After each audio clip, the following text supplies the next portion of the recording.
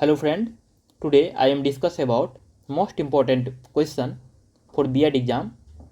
If you do B.Ed anywhere like Bihar, UP, Haryana, MP and any another state, then it is most important exam point of view, so you can prepare it without wasting of time. So let's start.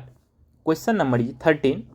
Focus on Nyaya philosophy.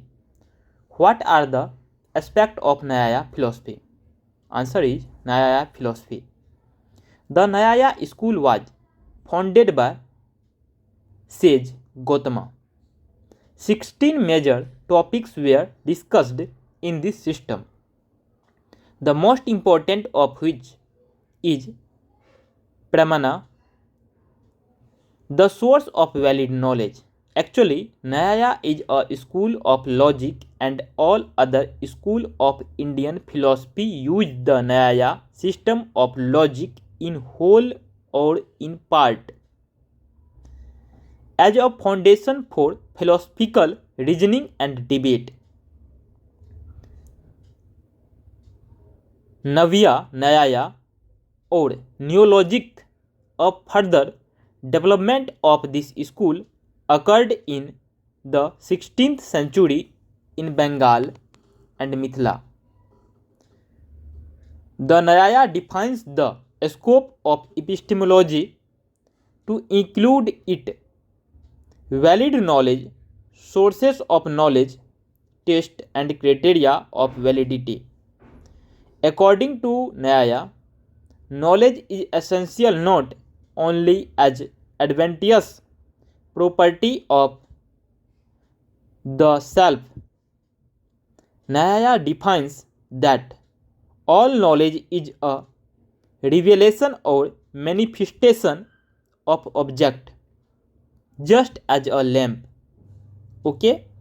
manifest physical thing placed before it. So, knowledge reveals all objects which come before it. According to Nyaya Vaisheshika, knowledge is not only about objects but also about itself. It can't turn back on itself and cognize its own existence, for less its own validity. Hence, no knowledge can be the test of it is our truth. Okay. Next point is aspect of Nyaya philosophy. Nyaya is the science of correct knowledge. Praman Shastra. Nyaya states that all knowledge implies the subject Pramatra, object of adequate knowledge Pramya, the resulting cognition Pramiti, and the means of knowledge Pramana. These are four important aspects of epistemology. Subject Pramatra. Okay. Knowledge involves a subject or knower having certain attributes. It is the substantive ground of all cognition. The Pramatra is self-conceived as an intelligent agent. It is independent because it exists for itself and is an end to itself. It is that which knows and strives, enjoys and suffers. Okay? Remembers and expects.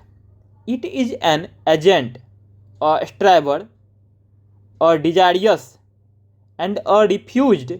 It is the subject of an adequate knowledge. Okay. Next point, object Pramya. Pramya is the object of adequate knowledge.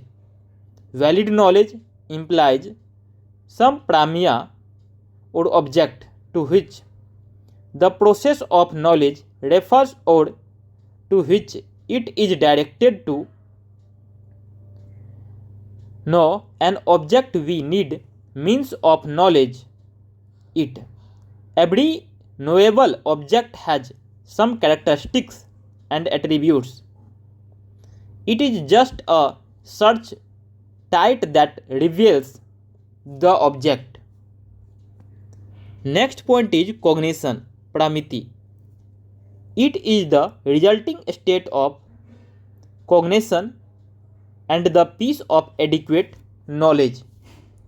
Now we will discuss about pramana.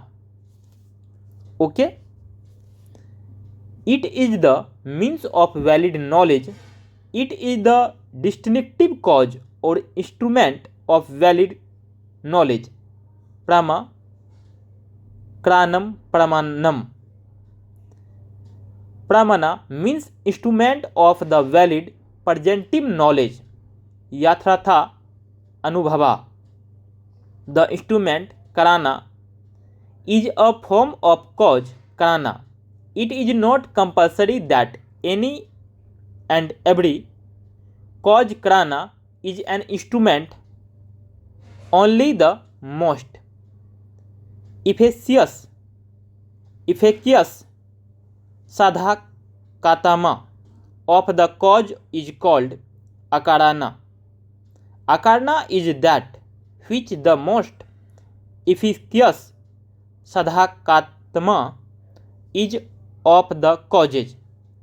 Thus, though the knower pramata and the object known pramya, two are considered as pramana because these are not instrument or the most efficacious ones of the cause of valid knowledge. Pramana is a mental function which leads to correct knowledge.